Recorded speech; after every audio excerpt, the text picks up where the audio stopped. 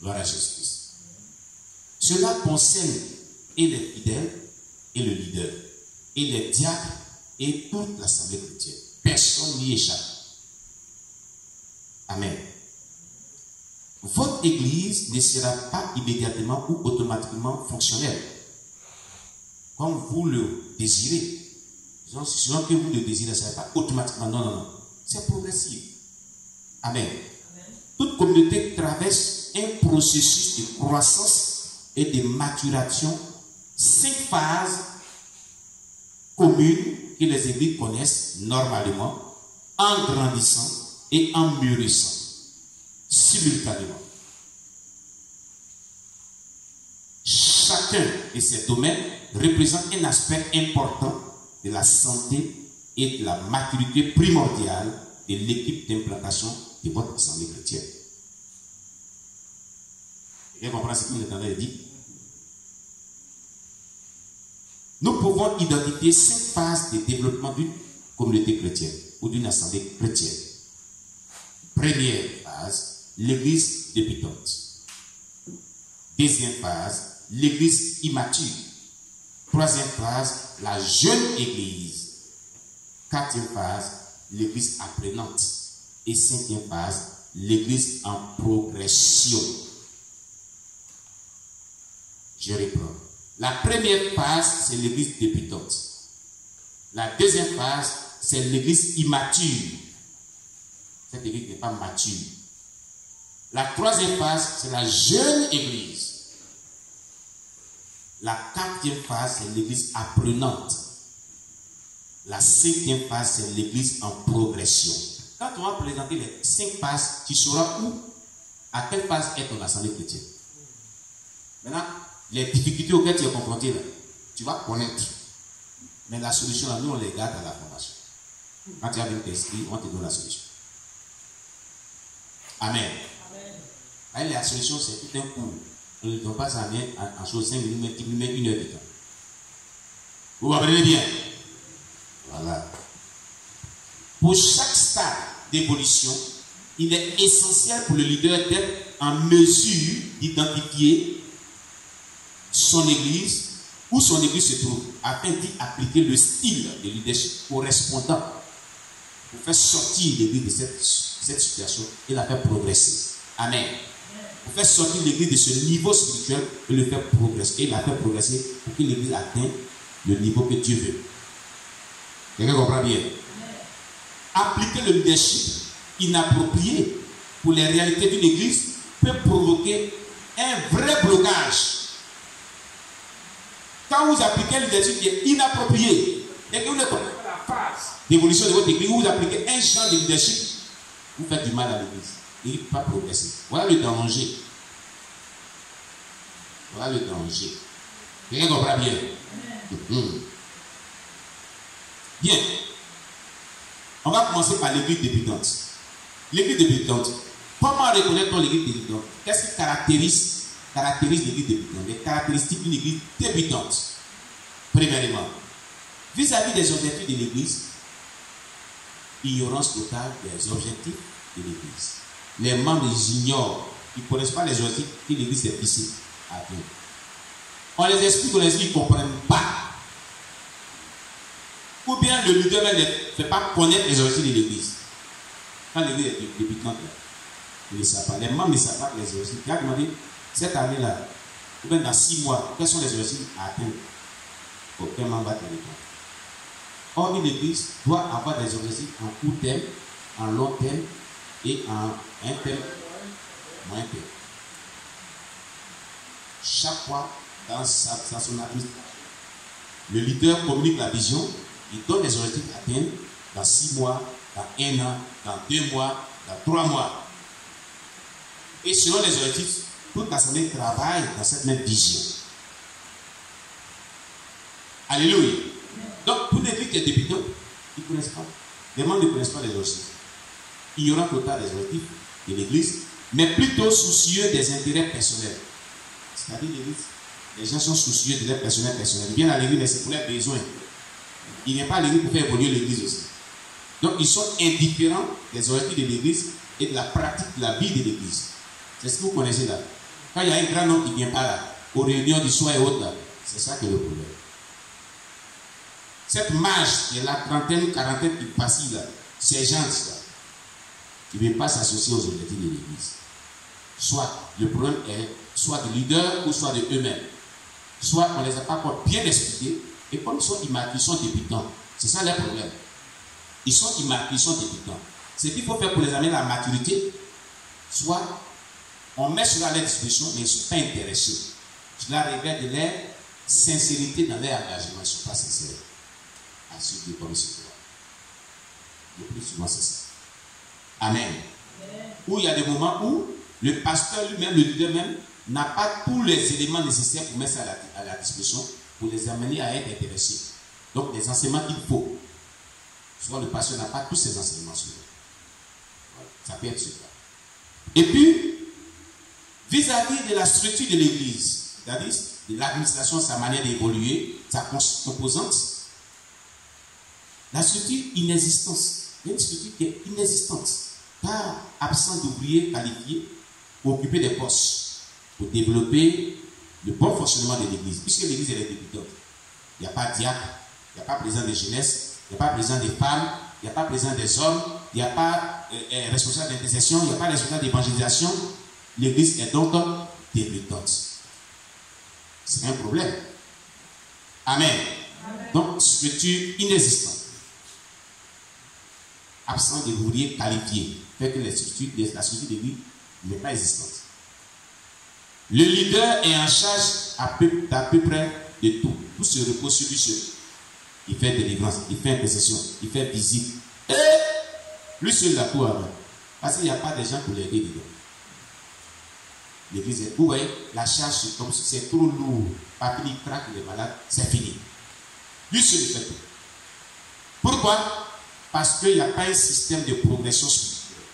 Une église doit avoir un système de progression spirituelle pour amener les chrétiens à la maturité spirituelle pour qu'ils puissent aider le pasteur. Et le système de progression spirituelle est défini dans l'un des numéros de discipulat ici, dans notre manière d'étude. Et les enseignements qu'il faut, et tout ce qu'il faut, est dedans. Pour amener les chrétiens à la maturité, en fait, ils se donnent et tous dans le début. Alléluia. Donc, vis-à-vis de la communion chrétienne, voilà, très peu d'élan fraternel, chacun des membres est plutôt sur certaines réserves. Il y a peu de loyauté vis-à-vis de l'œuvre. Ils ne sont pas loyaux à l'œuvre de Dieu, ils sont déloyaux. Ils ne s'abandonnent pas. Ils émettent des réserves. On est passé dans plusieurs églises, il y a des faux pasteurs, c'est lui la main des bons même. Et ce n'est pas pour nous escroquer même. Quand on comprend que moi je ne veux pas, dimanche c'est mieux. Manque de confiance. Voici les caractéristiques. Voici quelques caractéristiques d'une église débutante. Amen. Le leadership approprié pour remédier à cela. Hein? Ça, c'est le côté de la formation. Quand vous allez vous inscrire, on va donner. Amen. Voilà. L'église immature. On va parler de la deuxième phase de l'église immature. Ces caractéristiques caractérisent une église immature. Vis-à-vis des objectifs de l'église, compréhension peu claire des objectifs de l'église. Une église immature, ou les membres sont immatures, ils comprennent peu des objectifs, mais ils ne comprennent pas clairement. Donc, ils ne peuvent pas se donner. Alléluia. Vis-à-vis de la structure de l'église, informés de leurs tâches, mais ignorant de la démarche à suivre pour exécuter ici leurs tâches. C'est-à-dire qu'on les informe. On leur dit, bon, toi tu es diacre, voilà ce que tu dois faire, voilà ce que tu dois faire, voilà ce que tu dois faire. On t'informe en tant que diacre, mais ils ignorent la démarche à suivre pour accomplir la tâche. Ils n'ont pas de connaissances. Ils n'ont pas été formés, ils ont des directives seulement. Mais la fonction d'un diacre en tant que tel, lui n'a pas été enseigné en tant que tel profondément. Donc il ne peut pas vraiment s'engager. Il est sur ses fins. Il attend que le pasteur lui donne cet enseignement profond. Vous comprenez? On dit président de la jeunesse. Quand tu es président de la jeunesse, pour l'assemblée, souvent les jeunes, vous allez prier, vous allez chanter, organiser souvent des croisades, des évangélisations, mais l'enseignement approfondi pour qu'ils puissent faire. Il y a un thème, il y a un sujet bien approfondi. Les détails ne lui sont pas compliqués. Comment il va faire? Donc, on dit débrouille-toi. Débrouille-toi. Jésus-Christ. Après, moi, j'ai reçu plusieurs présidents de la jeune et des responsables de mais papa, on m'a donné un thème à traiter. J'ai dit, mais pasteur, tu n'as pas appris comment il faut coucher par écrire un sermon et puis te donner un sermon à prêcher. Ah, il dit, je ne sais même pas prêcher, donc il dit de prêcher.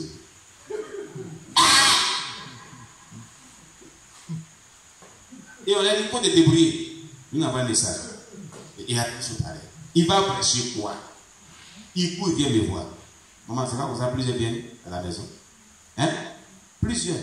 Foursquare, Assemblée de Dieu. Ils viennent des vies chez moi. Des responsables. Non, on m'a donné un thème à prêcher. D'autres ont déjà apporté une grande série qui compte au moins 30 personnes. Et on dit, il doit prêcher chaque fois. Et il a vraiment une chose. Une chose, comment dirais-je? À la fin du mois, il doit faire un compte rendu. Oui. Il ne sait pas ce qu'il va prêcher. Il dit, bon, il y a tout un texte biblique, mais il ne sait pas comment on explique ça, il ne sait pas comment on va faire. C'est délicat. Est-ce qu'on donne quelqu'un qui nettoie dans un champ de cacao, il va nettoyer sans machette? Hein? Sans lime, machette, tous les accessoires, il va nettoyer quoi? C'est ce que nos leaders font aujourd'hui. L'église, là, elle est immature. Quand les gens sont immatures, il ne faut pas les employer pour l'œuvre de Dieu. Il faut une progression, un système de progression suffisant pour les amener à la maturité.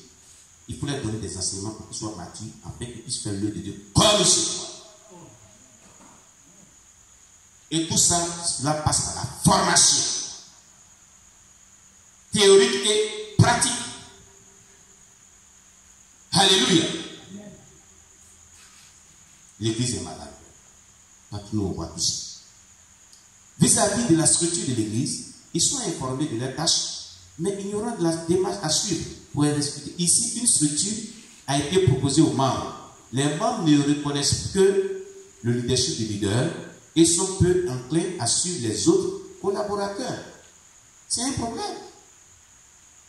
Vis-à-vis de la communion chrétienne, début d'élan de fraternité, mais ignorant des principes de la communauté chrétienne, ils ignorent, parce qu'on ne les a pas enseignés cela.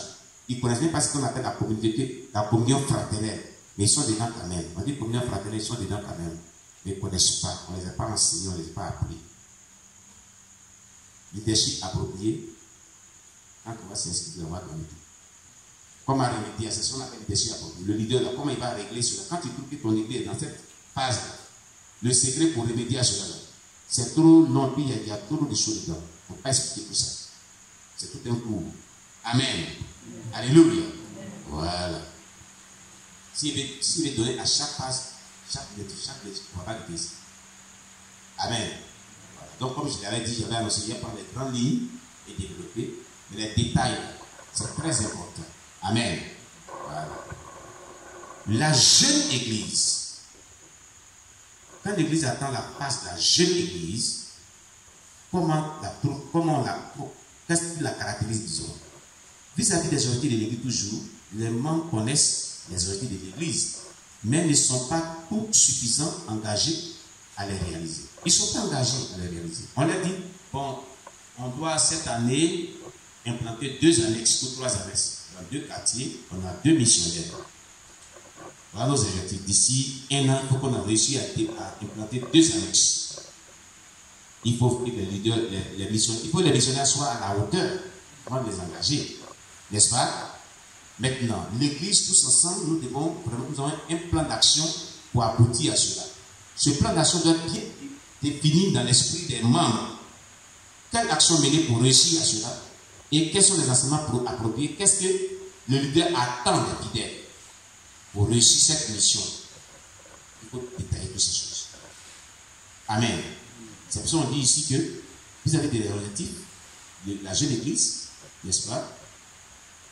On a dit ici que les membres connaissent les objectifs de l'église, mais ne sont pas tous suffisants, engagés à les réaliser. À l'expression quelques-uns seulement. Vous voyez? Que ça va, ils en balancent à quelques-uns, puis toute la chasse se repose quelques-uns seulement. Et c'est